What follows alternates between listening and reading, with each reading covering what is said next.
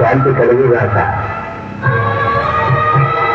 వలస నిండిన వారి కంటే తోడస నిండిన వారే ధన్యత. ఎందుకు ఇంకా సందేహిస్తారు?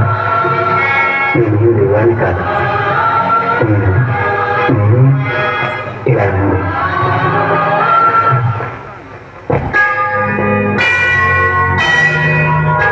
శిష్యులారా, మనిషిగా ప్రేమించడమే నా మతం. అదే నా తండ్రికి సమ్మతం. నా తండ్రి నాకు అప్పగించిన బాధ్యతలను నేను అప్పగిస్తున్నాను.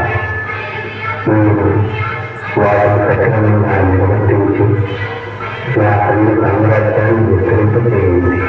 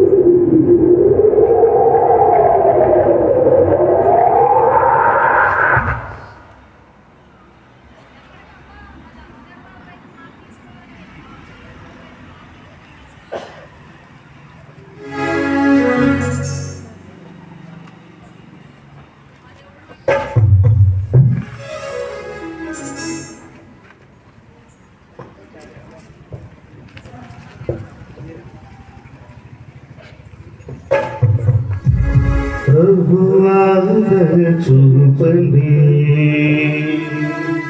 ప్రభువా దయ చూపండి యేసువా దయ చూపండి యేసువా దయ చూపండి ప్రభువా దయ చూపండి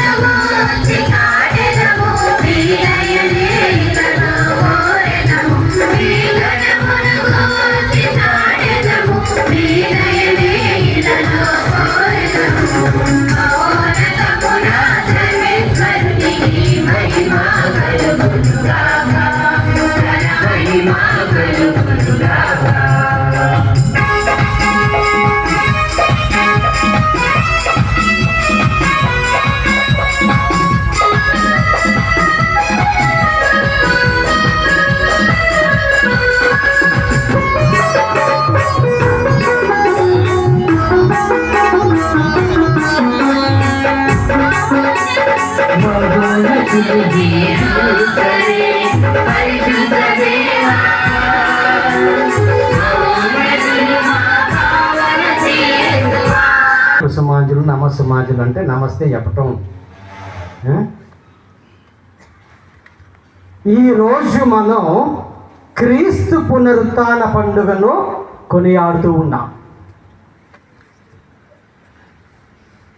46 రోజులుగా మనం ఈ యొక్క పండుగ కోసమే వేచి ఉన్నాం. 46 రోజులు. 46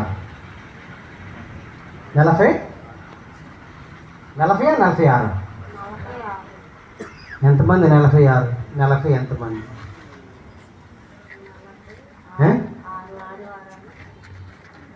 ఆదివారాలు కూడా కలుపుకుంటే 46. ఎందుకంటే ప్రతి ఆదివారం కూడా క్రీస్తు పునరుత్థాన పండుగే. ప్రతి ఆదివారం మనం జరుపుకునేటటువంటి పూజా బలులు, ప్రతి ఆదివారం కూడా తల్లి శ్రీసభ ఒక పునరుత్థాన పండుగగా జరుపుకుంటుంది. కాబట్టి ఆ ఆదివారాలు మనం లెక్క పెట్టాలి. ఈరోజు మనం వేచి ఉన్నటువంటి ఆ క్రీస్తు పునరుత్థాన పండుగ రానే వచ్చింది. అయితే మనం పూజ మొదలుపెట్టేటువంటి సమయంలో పాస్కా ఒత్తిని మనం తీసుకుని వచ్చే ముందు వాక్యానం చదివారు. ఆ వాక్యానంలో చక్కగా వివరించారు. ఈరోజు మనం జరుపుకునేటటువంటి ఈ పండుగ ఎన్ని క్రమాలుగా ఉన్నాయి? ఎవరు చెప్తారు? మాస్టర్ గారు కాదు, పిల్లలు. 4. Very good. ఏంటి అవి ఆ 4?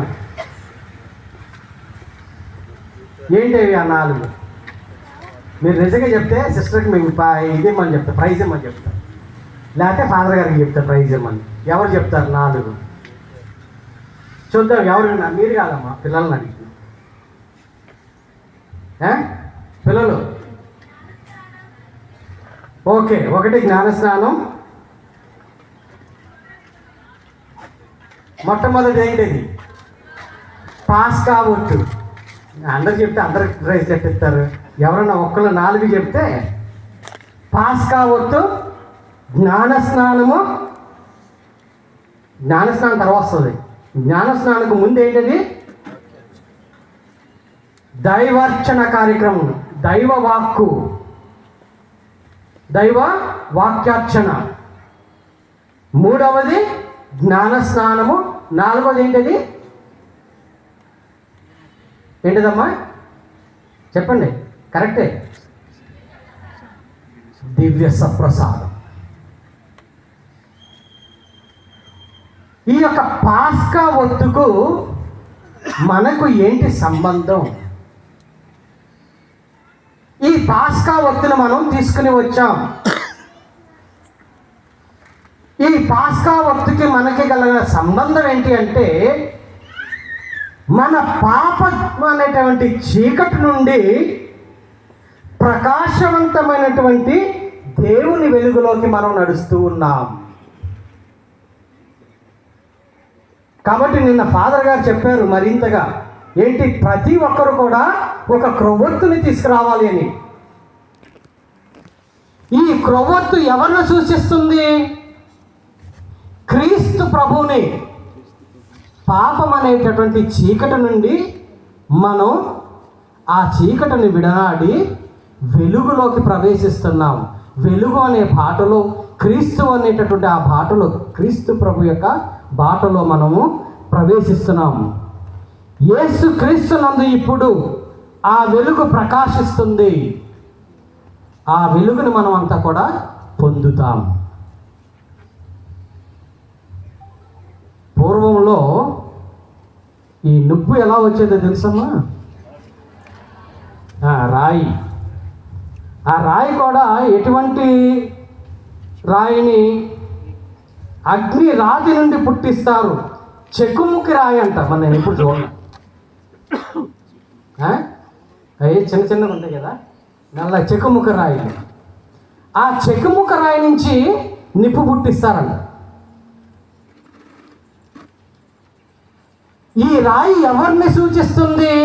ఎవరిని పోలి ఉంది ఈ రాయి? క్రీస్తు ప్రభుని పోలి ఉంది. క్రీస్తు ప్రభుని పోలి ఉంది ఈ రాయి. దైవ ప్రజలంతా ఆయనపై నిర్మించబడ్డాం. క్రీస్తు పునాది, క్రీస్తు రాయి, ఆ రాయి మీద నిర్మించబడింది. పాస్కా వత్తి నుండి మన వత్తులు వెలిగించాం. ఫాదర్ గారు చెప్పారు కదా, ఈ క్రొవ్వొత్తుని తీసుకెళ్ళేది ఏంటది? ఆ వెలుగుని ఎక్కడ తీసుకెళ్ళాలి మనం? ఇంటికి తీసుకెళ్తాం, క్రొవ్వొత్తుని కాదు తీసుకెళ్ళి. ఆ క్రొవ్వొత్తు మనమే ఒక క్రొవ్వొత్తు అవ్వాలమ్మా. ఆ వెలుగు మనం తీసుకెళ్ళేటటువంటి ఆ క్రొవ్వొత్తు మనల్ని కూడా సూచించాలి. మన యొక్క హృదయాలలో ఆ వెలుగును మనం ఇంటికి తీసుకుని వెళ్ళాలి. కేవలం ఒక క్రొవ్వొత్తు, కేవలం ఒక వస్తువుగా అది మనకి ఇస్తుంది. కానీ ఆ వెలుగుని ఎవరు? మనం తీసుకుని వెళ్ళాలి. ఆ వెలుగుని, క్రీస్తు ప్రభు యొక్క వెలుగు మన జీవితాలలోకి రావాలి. రెండవది దైవ వాక్యార్చన. ఎన్ని పట్టణాలు చదివాం మనం? ఎన్ని పట్టణాలు చదివామా? 5, 6, 7, 9? 6 పట్టణాలు. ఇప్పుడు మీరే నిర్ణయించాలి. అంటే కొంతమంది నిద్రపోతున్నారు, కొంతమంది 6, 7, 8. 7 పట్టణాలు చదివాం. అంటే నేను నిద్రపోకపోతే, నేను కరెక్ట్ అయితే, నేను తప్పు అయితే తంబి ఫాదర్ గారు నన్ను కరెక్ట్ చేయాలి. 7 పట్టణాలు మనం చదివాం. 5 పట్టణాలు ఎక్కడి నుంచి? పాత నిబంధన నుంచి తీసుకున్నాం. 2 పట్టణాలు క్రొత్త నిబంధన నుంచి తీసుకున్నాం. ఈ 7 పట్టణాలు కూడా దేవుని వాక్కు సృజనాత్మకమైనది. ఆ వాక్కు ద్వారానే సమస్తం సృజించబడిందని మనం నేర్చుకున్నాం. ఆ వాక్కు ద్వారానే దైవ సంఘం ఏర్పడిందంట. దేవుని యొక్క వాక్కు ద్వారా. దేవుని వాక్కు తీర్పు తీరుస్తుంది. దేవుని వాక్కు రక్షణదాయకమైనది. మనం విన్నాం, మానవుడు కేవలం రొట్టె మీద మాత్రమే జీవింపడు, కానీ దేవుని యందు వచ్చు ప్రతి వాక్కు. అందుకే మన రక్షణ చరిత్రలో దేవుని వాక్కు సాధించిన మహోన్నతమైన విషయాలు, మహోన్నతమైన కార్యాల గురించి మనం ఈ యొక్క దైవ వాక్యార్చనలో మనం విన్నాం. జరిగిన సంఘటనలన్నింటిని కూడా ఈరోజు మనం ధ్యానించాం దైవ వాక్కు ద్వారా. మూడవది జ్ఞాన స్నానం. మూడవ భాగం ఏంటంటే, ఇప్పుడు వరకు మనం 2 భాగాలకి వచ్చాం. దైవ వాక్కు. నా ప్రసంగం ముగిసిన తర్వాత మనం 3వ భాగంలో ప్రవేశిస్తాం. అది జ్ఞాన స్నానం. యేసు యోర్దాను నదిలో నీటి నుండి వెలువడగానే దేవుని పవిత్రాత్మ ఆయనపై ఇచ్చేసి వచ్చిందంట. అప్పుడు దేవుడు యేసుని నూతన ఆదాముగా మనందరికీ పరిచయం చేస్తారు. అదేవిధంగా క్రీస్తు ప్రభు దేవుని యొక్క ప్రియకుమారునిగా, ప్రియపుత్రునిగా, తన తేజస్సుగా, తన అచ్చమైన ప్రతిరూపంగా ప్రభు మనకి పరిచయం చేస్తాం. మన జ్ఞానస్నానం కూడా ప్రియ సహోదరి సహోదరులారా ఇదే జరిగింది. అందుకే మనమంతా కూడా ఎవరు మనమంతా జ్ఞానస్నానం ద్వారా మనం ఏమయ్యాం? దేవుని యొక్క బిడ్డలము. మన తండ్రి ఎవరు? మనం ఎవరి వారసులు? దేవుని యొక్క వారసులము. గర్వంగా ఉందా? ఉందా లేదా? నువ్వు దేవుని యొక్క వారసుడు. గర్వంగా ఉందా లేదా? ఎప్పుడైనా మనం ఈ యొక్క విషయాన్ని మనం గమనించామా? మనం దాసులు కాదు ప్రియులారా, దేవుని యొక్క వారసులము. ఎంత గొప్పతనం!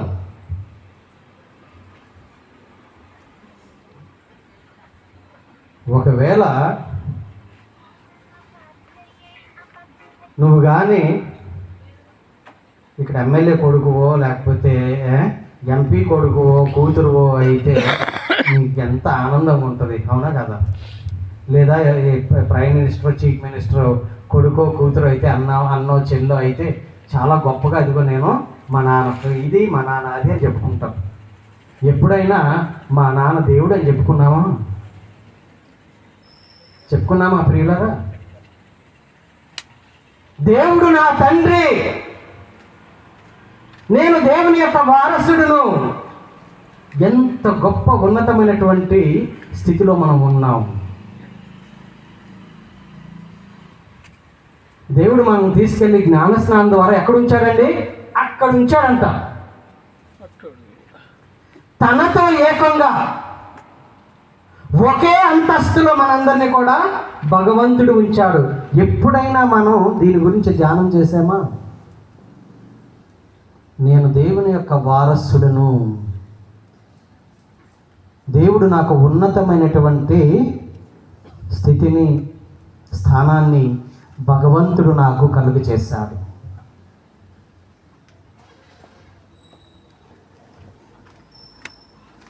మనమంతా కూడా దేవుని యొక్క కుమారులము, కుమార్తెలము, వారసులము, బానిసలము మాత్రం కాదు. సంతోషమా? సంతోషమా లేదా? గట్టిగా చెప్పండి. హ్యాపీ? I'm very happy. గర్వంగా చెప్పుకుంటాను, నేను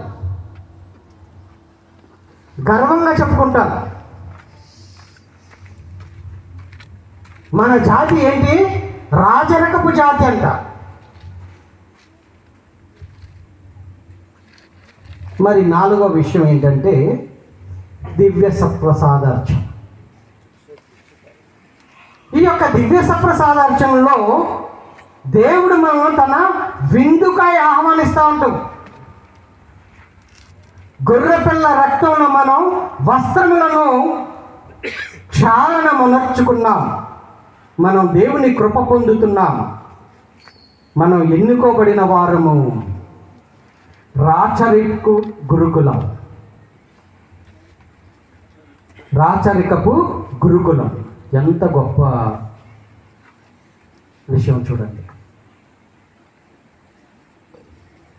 మనం ఎన్నుకోబడిన వారము, దేవుని సొంత ప్రజలము. దేవునికి ప్రీతికరమైన ఆధ్యాత్మిక బలులను అర్పించటానికి యేసు మనల్ని ఇచ్చటకు చేర్చినాడు. మన జీవితం, మన సర్వం దేవునికి బలిగా అర్పించాలి. ఆ ప్రభు యొక్క విందులో పాలు పంచుకోవడానికి మన అందరినీ కూడా ఆహ్వానిస్తున్నాడు. ముందుగా చెప్పిన విధంగా ఈ యొక్క పాస్కా పండుగ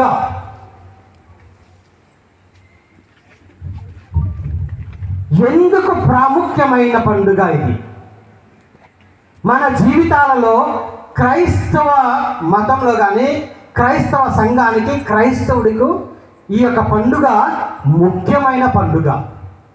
క్రిస్మస్ ముఖ్యమా? ఈస్టర్ ముఖ్యమా? ఎందుకు?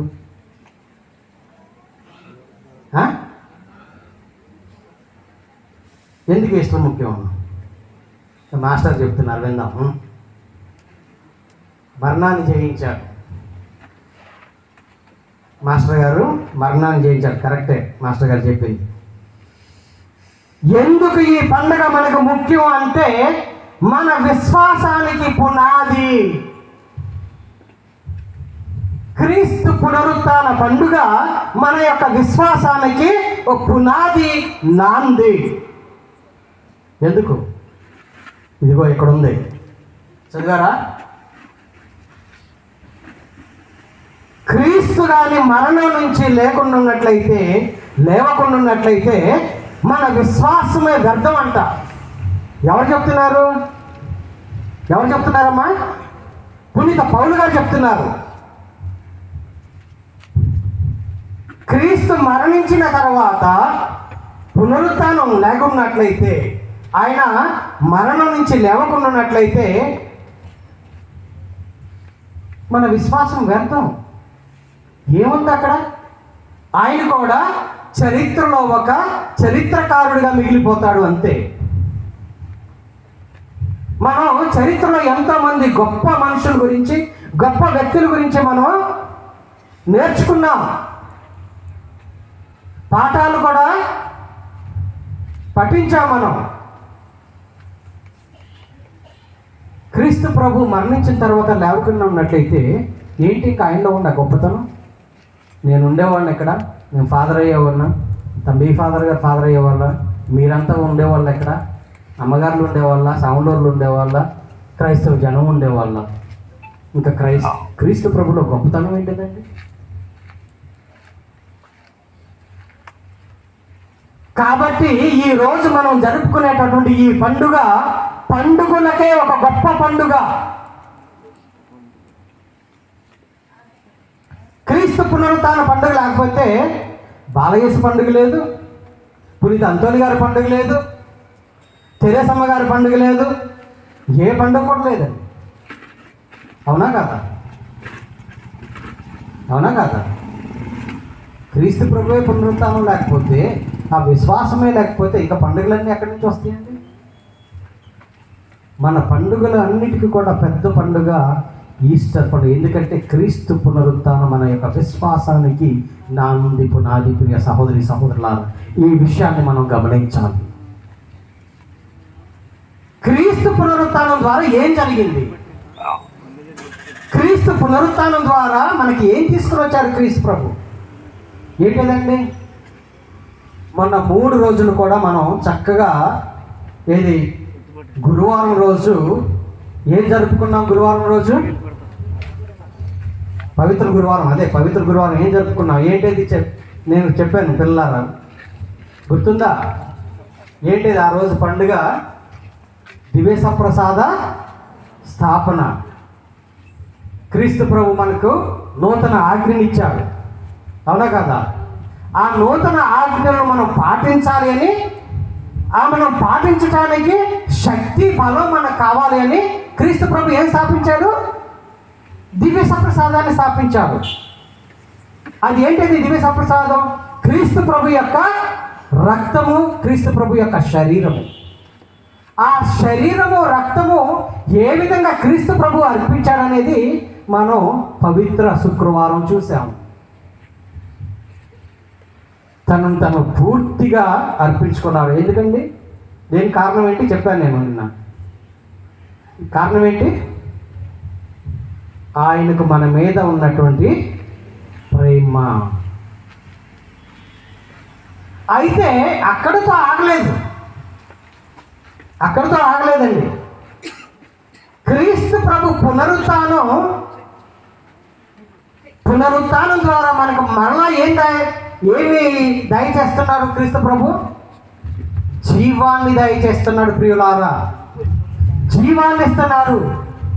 మనం సజీవులుగా ఉంటామంట. క్రీస్తు ప్రభు మరణాన్ని జయిస్తున్నారు. క్రీస్తు ప్రభు సాతాన్ని జయిస్తున్నారు. క్రీస్తు ప్రభు పాపాన్ని జయిస్తున్నారు.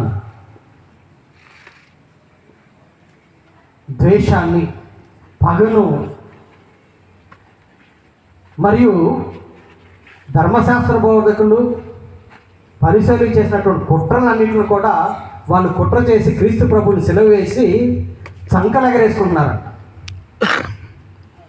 ఏంటిది? మేము గెలిచాం, ఆయనే సిలువ వేసేసాం. అయితే ఇది 3 నాళ్ళు ముచ్చటే. మూడో రోజు క్రీస్తు ప్రభు పునరుత్థానుడయ్యాడు. విజయం సాధించారు. విజయం సాధించి చివరికి మనకి ఏం తెలిపారు? సత్యమే గెలుస్తుంది, నిజమే గెలుస్తుంది. పాపం ఎప్పటికి కూడా ఓడిపోతుంది. పాపాన్ని జయించాడు, మరణాన్ని జయించాడు, మనకి నిత్య జీవాన్ని ప్రసాదించాడు. ఈ యొక్క క్రీస్తు ప్రభు యొక్క పునరుత్థానం మన నిత్య జీవితానికి నాంది పునాది ప్రియులారా. కాబట్టి మన జీవం శాశ్వతమా కాదా? ఆధ్యాత్మిక జీవితం శాశ్వతం ప్రియులారా. శారీరక జీవితం అది శాశ్వతం కాకపోయినా సరే మన ఆధ్యాత్మిక జీవితం శాశ్వతం. క్రీస్తు ప్రభు మనకు దయచేసినటువంటి జీవం ఆధ్యాత్మిక జీవితం.